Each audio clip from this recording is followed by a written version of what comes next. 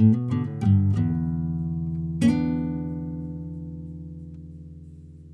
sports fans, and welcome back to Sports on the Spot. My name is Willie Charger, and today I'll be joined by Nick James. Later on, Lenny and Ronnie, who are going to join us for the lowdown and rundown on the sports world.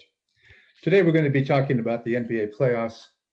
The playoffs are starting to get down to the final few teams, and there are some surprises that have taken place recently. And then after that, get into a discussion of Major League Baseball. But before we talk that, Nick, is there anything that stands out for you that happened over the sports world in the weekend? It's not professional sports, Willie, but it might be soon at this rate. We have LeBron and Drake hanging out at Bronny's high school debut of his sophomore year. I just think it's funny. Like, this is going to start a trend. We're going to have famous rappers and celebrities coming to famous athletes, kids, sporting events. It was just a funny thing to see. Drake looked super stoned too, which is hilarious. What did you see from the weekend, Willie?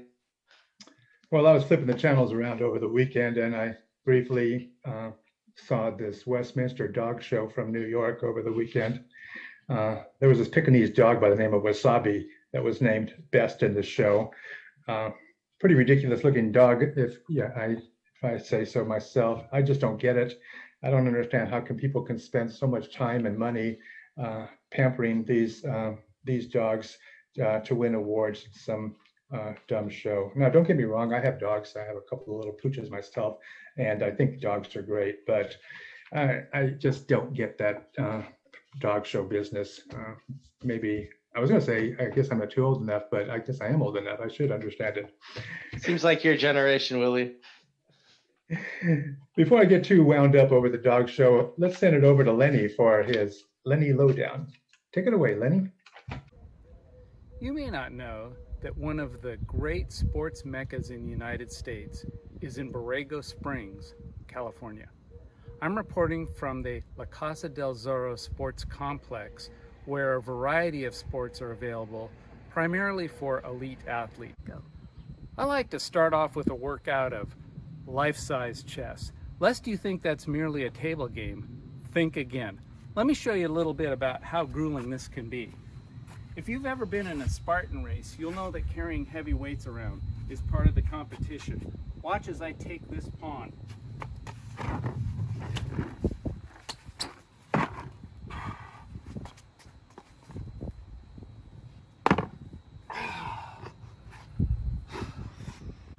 For you curling fans out there, you may be interested in a North American equivalent called shuffleboard.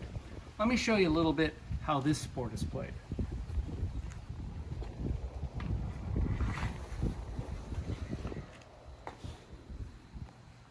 A little past mid-court. That's good. And now for one of my favorites, croquet. You might have already noticed I'm wearing a croquet uniform. Now let me show you a very tough shot. You see the two wickets? This is called a double. Here we go.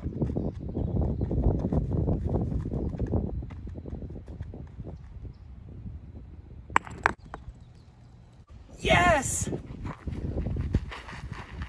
Yes! Yes! Well, it should be obvious by now that much of the expertise I have in sports comes from being a competitive athlete myself. Well, to round out my day, it's going to be a round of tennis. Reporting from Borrego Springs, I'm Lenny Edmonds. Hey, be quiet! Okay, well, thank you for that, Lenny. And we are back. And I wanted to talk a little bit about the NBA playoffs that are going on these days. Phoenix advanced to the Western Conference Finals by sweeping Denver out of the playoffs over the weekend. CP3 played like the MVP candidate that he was all year, pointing 37 points as the Suns easily had their way with Denver. Watching the game, it seemed like CP3 was playing chess while the Denver Nuggets defenders were playing checkers. Total domination by the Suns. Of course, in the other bracket, you still have the Clips and the Jazz that are battling it out to see who's going to advance there. We'll be talking more about the Clips in a little bit. Of course, on the Eastern side, we have the Nets suffering an injury to another one of their star players, Kyrie Irving. That series with the Bucks is now tied at 2-2. Who knows who's going to end up on top there? And in the other bracket, it's the 76ers and Atlanta. I think in the end, the 76ers are going to advance. Hey, Nick, I was watching this sports podcast over the weekend where Laker legends Shaq and Robert Horry were dissing the Clippers, saying that not only is it the Laker fans that aren't rooting for the Clippers, but Laker greats themselves aren't too crazy about the Clips in the playoffs. What is it, Nick? Why is it that nobody in LA is rooting for the Clippers? I think it's sad that especially the Laker greats can't vote for the, co-home team. Yeah, they got all the banners and the titles ahead of them. What are they worried about? Why not give us a win? What do they got to worry about? I think they know that they're fading in the wrong direction. They got the quick LeBron pickup the last few years, and that's already burning out. Anthony Davis is just an injury away from flaming out as well. And I'm not sure. I mean, you got the Rams and the Chargers in LA, and you don't hear Rams fans hating on the let's Chargers. not change the subject here. We're talking about the Lakers and the Clippers right now. Here's the deal. The Lakers have won 6 championships in Staples Center, and they share the building with the Clippers, who have done absolutely zero. Laker fans feel disrespected by the Clips. It wasn't too long ago where Doc Rivers, the Clippers coach, covered up all the banners at Laker championship banners at Staples Center. Many Lakers took that the wrong way. And I was one of those fans who felt, who is this guy, Doc Rivers, covering up our history? The only guy that I think many of the ex-Lakers are rooting for is Ty Lue, the Clippers coach. And the reason is that he himself is a former Laker, having won a couple of rings back with Kobe and Shaq in 2000. Oh, as I'm talking, I got Ronnie here, who's calling in from out of town. Ronnie, are you there? Yeah. Well, I had to chime in here. I had to call in and chime in here because, it sounds like anybody associated with the Lakers, and you got to forgive me, anybody, either Lakers or Clippers, they're all acting like a bunch of losers. I mean, who cares?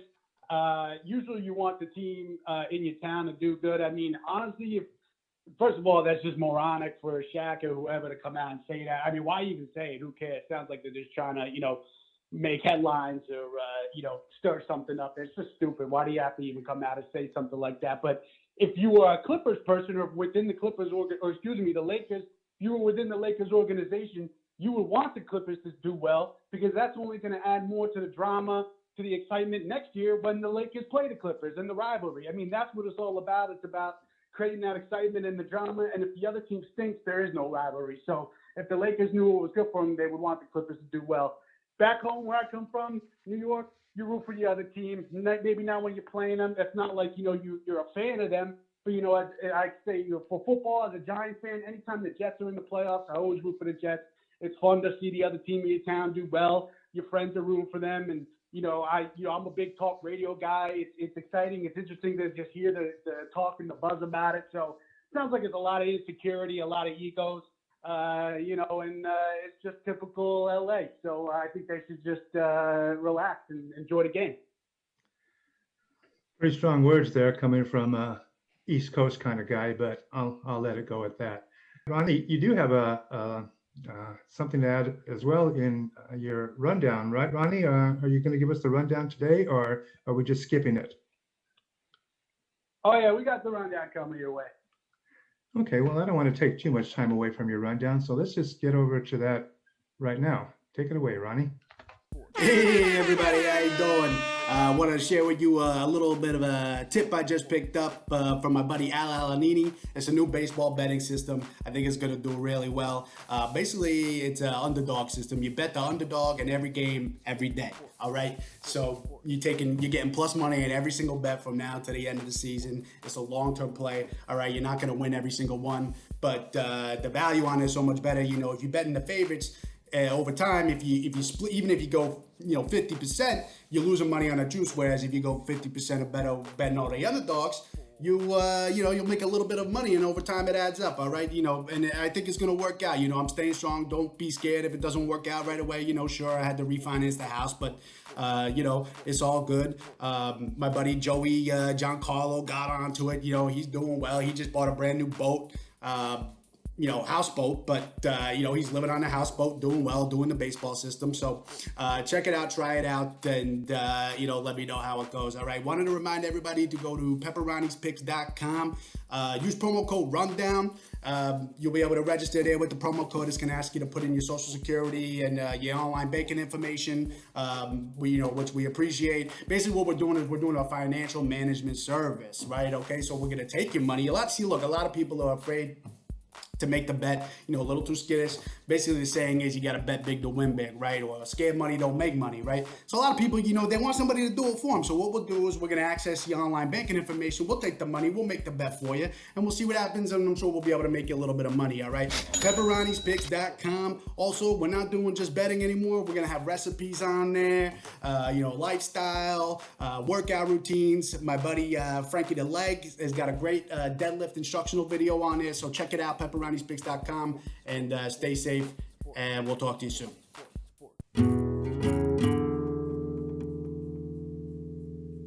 Well, thanks, Ron. I was a bit distracted, so I didn't really hear what you said, but I'm sure it was fine. Yeah, thanks for taking a call. So next segment, after reviewing about 15 megapixels of digitally submitted viewer questions, we settled on one from an Ed Edstein. And his question is, to me and just about everyone else, baseball games are boring and too long. Is there any way to fix it? What do you think, guys?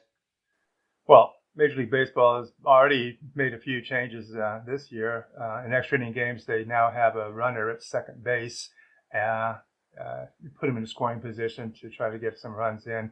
That hasn't really worked because the games are still dragging out anyway. My solution would be to have a home run derby after 9 innings. Think about this. Each team would pick 3 players, the 3 best home run hitters on the team. Their own coach or other players would pitch to them. They'd have 5 minutes to hit as many home runs as they could. And whichever team hits the most home runs after 5 minutes would win the game. 10 extra minutes, the game's over. Everybody goes home happy. Think about it. You have Machado, Tatis, and Hosmer batting up against Bellinger and maybe, Muncy and Betts. That'd be a great way. You don't like it? Yeah, I don't think that's too bad of an idea. It's not unlike the hockey shootout. I agree. The new extra innings is stupid. It's terrible. I haven't seen the numbers, but I would argue that the games are going on even longer because you got a guy at second for each half of the inning. They keep scoring. The other team scores, and it just goes on forever. Personally, I say just go back to the original, the way it was, extra innings. As a baseball fan, as a baseball lover, I love watching those games going into the 15th, 16th, 17th inning. I don't think there's anything wrong with that. But of course, the MLB is trying to market to the younger crowd, the millennials. But you know what? We don't want them anyway. So I'd say just go back to the old rule, and we go from there. Why do we even need 9 innings or extra innings? I like baseball, but it's just after the 3rd or 4th inning, I'm over it. There's only 4 quarters in football, 4 quarters in basketball. It's 3 periods in hockey. Let's just call it 5 innings. And then that way, if there are extra innings, it's not even that much longer. It's what we're used to at worst. And I just don't think that we need 20 innings going to 3 a.m. just for one game. There's already 160 games just in the regular season. It's ridiculous. Hey, guys, you're missing a big point here. Well, Ron's got it. But baseball equals tradition. Without that tradition, you don't have the game. You mess with the formula, you kill the game. Okay? So I got a solution, and Nick, you gave me the idea.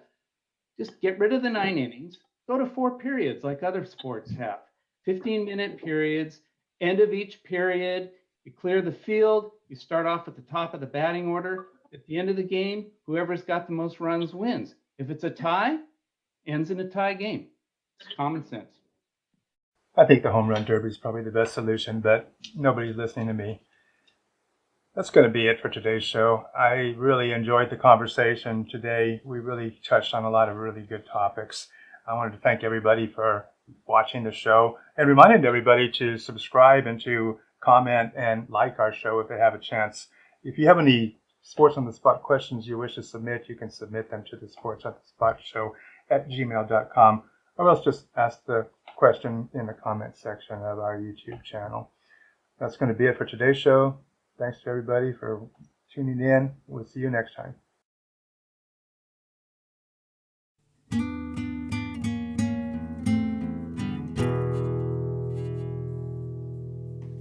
Unbelievable.